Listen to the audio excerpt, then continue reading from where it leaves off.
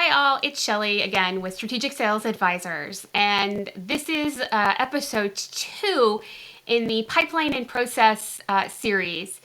Last week we talked about essentially prospecting. We talked about building your ideal client profiles, understanding those clients that you're going after, and then talking about marketing and sales and what roles do they play in the business in that prospecting, around awareness, around creating awareness, brand awareness, and business awareness, bringing those business opportunities to sales, and then sales taking over from a warm leads space. So let's move on in the pipeline and in the sales process and talk about what's next, right? So in sales, once you've gotten that initial first potentially phone call or connect in some way, shape, or form, what we want to do is we want to schedule that first meeting, whether that's virtual in some way, shape, or form through one of the technologies or in person. I highly suggest that we get that in some type of visual mode, whether that's, again, in person or virtually, and not doing it on the phone. I know sometimes that's not possible, but we want to be able to read cues in body language and in other ways so that we can really see how we're connecting with that potential opportunity and that potential client. So really that first meeting is your discovery meeting, and you're going to hear it called in different ways, shapes, and forms, all kinds of things. In my world, I call it a discovery meeting because that's really what it is. This is about discovering what's going on with the client. We want to focus in and carefully understand what their business is. We've hopefully done a little bit of research so that we come to that meeting a little bit aware of what their business does, of what they do. But we really want to master that conversation, master that discovery meeting right from the get-go and get them talking. We want to get them to talk about their business, about what's going on with them, and focus it all about them. And it's very important that we do that because we're not in a space where we're pitching our solutions yet. And that's where I find so often that sales goes wrong, is we come out of the gate and we pitch a product or service without really understanding what's going on with a potential client. Let me give you a great example that most of you have probably encountered if you are on LinkedIn. And I want to just, every time this happens to me, I want to take the person who's doing it, set them aside, and have a conversation and say, you're approaching this wrong. How many times have you been on LinkedIn or gotten someone to reach out to you to connect with you on LinkedIn? They may send you a note when they're doing that, they may not, but they have a connect request. You accept that request, and then almost immediately they turn around and they pitch you their services or their product, right? They don't even know at this point if you need it or not. They don't understand where you're coming from. So they haven't gone through this. They have jumped from creating or getting a warm lead down to pitching their product or solution. They've skipped a whole step in the sales process. And that is the easiest way to just completely kill a relationship or a potential relationship between you and a prospected client. So let's understand what a discovery meeting should be. The discovery meeting should be about 70 to 80% of the client speaking. Really, we're just asking questions at this point. Our focus is not to give them a solution. It's not to solution or pitch at this juncture. It's really to understand and uncover the pain that they're going through, right? And when I say pain, it doesn't mean that the business is in distress, but the reason that you're speaking with them is you have a theory that you have a solution, product or service, that will solve a challenge that they're dealing with. So we want to uncover that challenge. We want to uncover that pain point so that we know if we would be a good fit to help them, right? There's no point in pitching a product or service to someone without understanding if they need that product or service.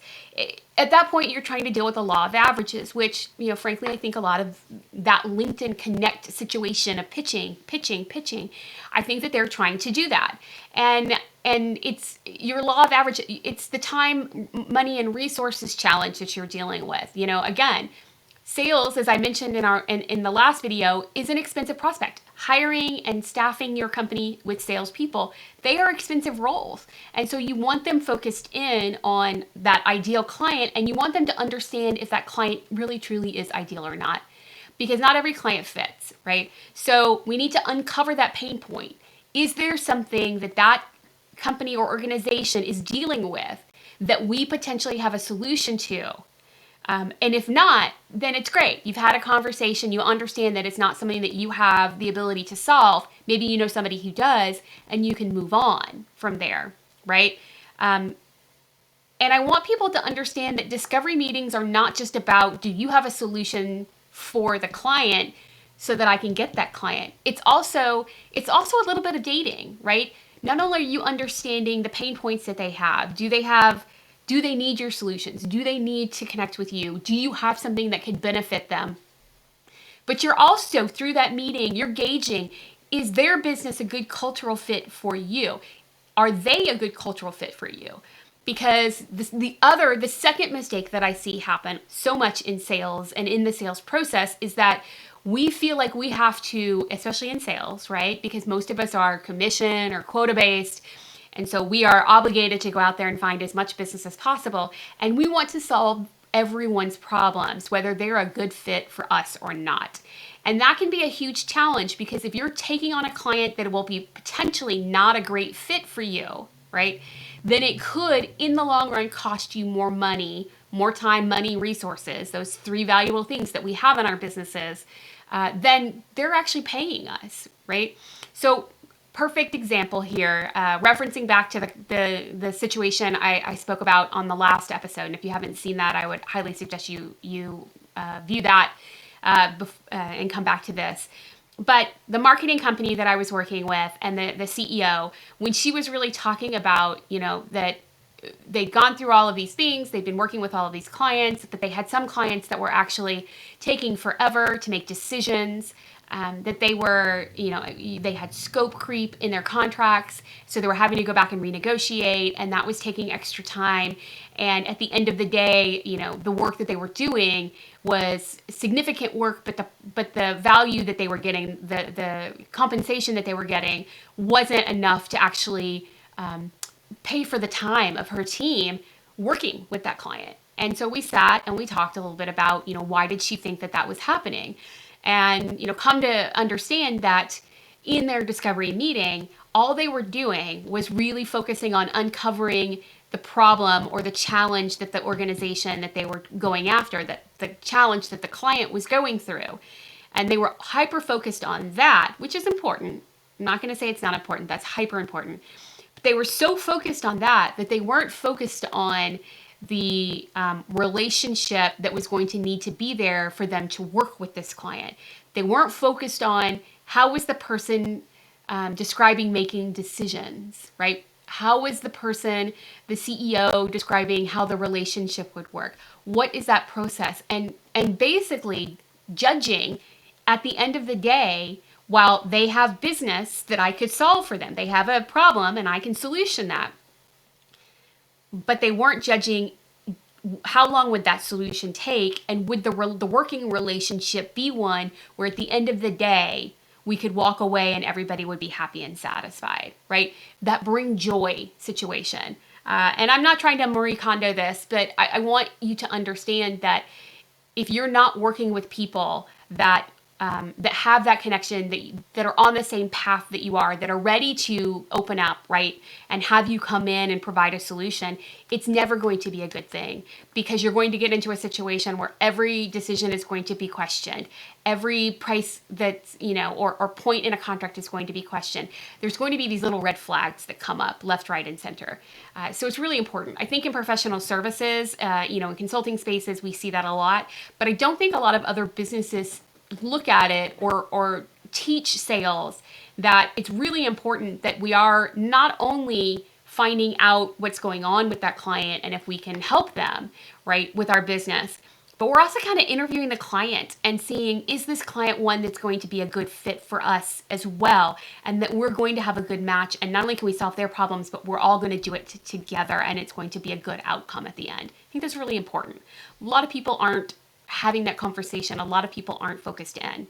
So that was a lot about that. But if you can't tell, I'm a little passionate about that. So again, discovery meetings. Discovery meetings should be 70% of the client talking to you about their business, about what challenges they're facing, that type of thing. And that might be one meeting or it might be multiple meetings.